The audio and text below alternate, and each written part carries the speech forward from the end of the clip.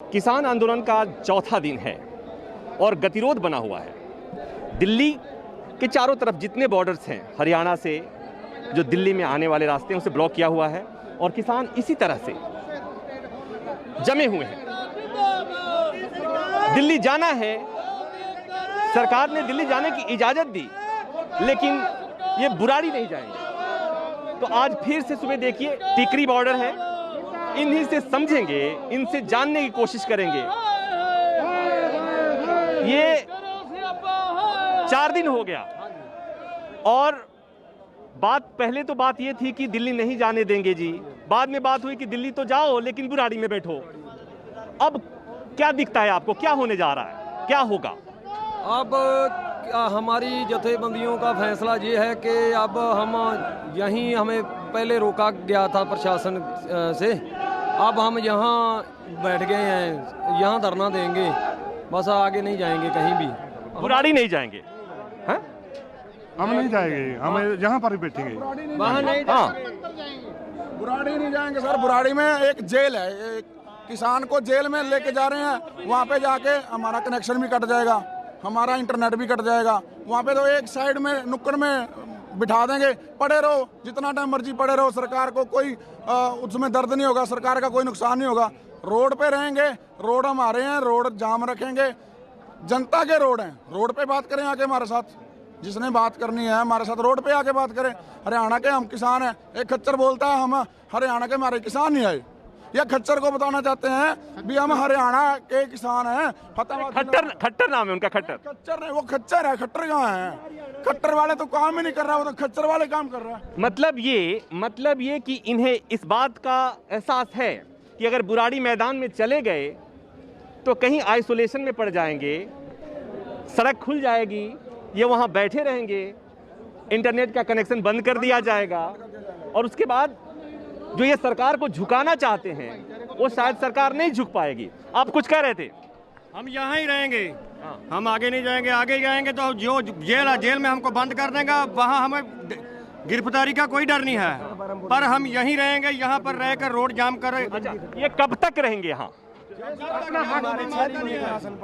दिल्ली भारत का हिस्सा है, हम भारत के नागरिक हैं, हमें इतना राइट्स है, हम दिल्ली के किसी भी कोने में जाएं, हमें जब तक इतना राइट्स नहीं देंगे, इतनी आज़ादी नहीं देंगे, हम जहां भी जाएं, जहां भी प्रोटेस्ट करना चाहें, तब तक हम यहां से नहीं लेंगे। ये अच्छा एक बात बताइए, आपकी परेशानी, आपकी शिकायत हरियाणा के मुख्यमंत्री से है कि देश के प्रधानमंत्री से? हमारी तो हरियाणा का मुख्यमंत्री कट्टर तो इस बारे में कुछ कर नहीं सकता, ये तो कानून सेंटर ने पास किया है। हमारी तो सेंटर सरकार से मांग है कि ये तीनों कानून वापिस ले, और खट्टर ने तो हमारे को हरियाणा में बेवजह से परेशान किया है, बड़े बड़े जाम लगाए। राइट, हाँ आप बताएं क्या कहेंगे आप? हम तो ये कहते हैं कि जो हमारा खेती बाड़ी को कॉर्पोरेट ना जोड़ते हैं, बिल्कुल गलत है। खेती बाड़ी एक जीवन रेखा है, हर एक बंदे नू खाने के लिए खेती राशन देती है, पशु पंछी जानवर तो लेके खेती बाड़ी ते निर्भर करता है। एक कारपोरेट सिस्टम नाल जोड़ के 60 लाख बंदिਆਂ ਨੂੰ मौत ਦੇ ਘੜ ਭੁੱਖਾ ਮਾਰੇਗਾ। एक मोदी ਦਾ बहुत ਵੱਡਾ कारपोरेट सिस्टम ਚ ਵੇਚਣ ਦਾ ਹੈ। ਸਾਰੇ ਹਿੰਦੁਸਤਾਨ ਦੀ GDP ਤੇ -23 ਤੇ ਪਹੁੰਚ ਗਈ ਹੈ, ਪਰ ਖੇਤੀਬਾੜੀ ਦੀ GDP +3 ਖੜੀ ਹੈ। ਇਸੇ ਵਾਸਤੇ इन मुनाफे के धंधे को खरीदने वास्ते अबानी अडानी अपने इस हमला कर रहे हैं। एक इस बात को समझिए कि जब इस कोरोना महामारी के दौरान देश की GDP निगेटिव हो गई, एक ही क्षेत्र था कृषि एग्रीकल्चर जिसमें विकास सकारात्मक था। आप इस बात को समझिए, इस दर्द को समझिए। एक दर्द ये भी समझिए, कुछ लोग ये कह रहे हैं कि इन लोगों में किसान नहीं कुछ और लोग हैं। इस आरोप पर आप बताइए क्या कहें?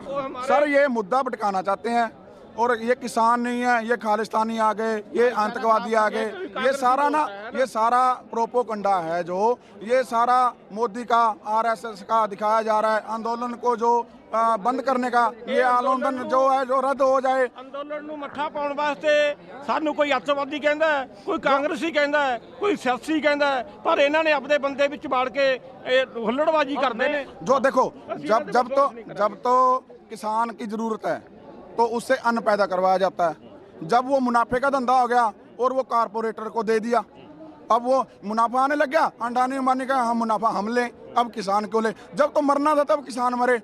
अब और बात, जब तो अपने जो जवान है बॉर्डर पे ज़रूरत है जवानों की, वो तो किसान का जवान जाए, और जब मुनाफा कमाना है वो कारपोरेटर कमाए। अब एक हाँ बता दीजिए बस आप। हाँ का कोई भी नौजवान बार्डर पर शहीद नहीं हुआ। बाकी स्टेटां दे नौजवान बार्डर पर शहीद हो रहे हैं। ये व्यापारी जमात है, व्यापारी जमात होने करके अपने बंदे ने पिछे रोक दिया है ਤੇ ਸਾਡੇ ਕਿਸਾਨਾਂ ਦੇ ਬੱਚਿਆਂ ਨੂੰ ਮੂਹਰੇ ਆ। ਅਸੀਂ ਤਾਂ ਫਿਰ ਵੀ ਦੇਸ਼ ਦੇ ਰਾਖੇ ਆ, ਦੇਸ਼ ਦੀ ਰਾਖੀ ਕਰਾਂਗੇ, ਦੇਸ਼ ਦਾ ਅੰਨ ਨਾਲ ਢਿੱਡ ਵੀ ਭਰਾਂਗੇ। अब एक बात अब समझिए, एक बात समझिए कि जय जवान जय किसान के देश में जवानों का सड़क पे उतरना जिस तरह से ठीक नहीं माना जाता, ठीक उसी तरह से किसानों का सड़क पर उतरना ठीक नहीं माना जाता।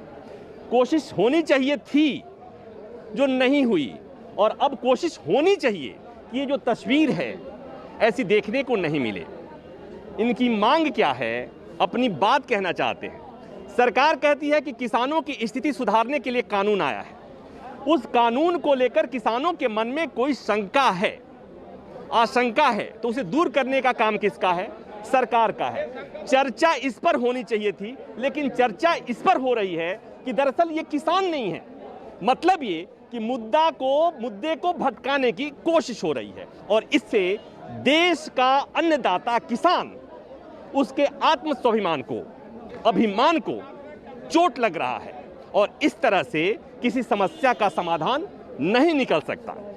सरकार को चाहिए कि समय रहते और स्थिति को बिगड़ने से बचाने के लिए एक सकारात्मक पहल करे और इस तरह के गतिरोध को तोड़े, क्योंकि इस तरह से किसान सड़क पर हैं, लोग परेशान हैं, आम जनता परेशान है, और एक संदेश जा रहा है कि जो सरकार बार बार कहती है कि जय जवान जय किसान, किसान प्राथमिकता में है और सेना के जवान सरकार की प्राथमिकता में है, इस तरह की तस्वीर सरकार के उस दावे को खारिज करती है।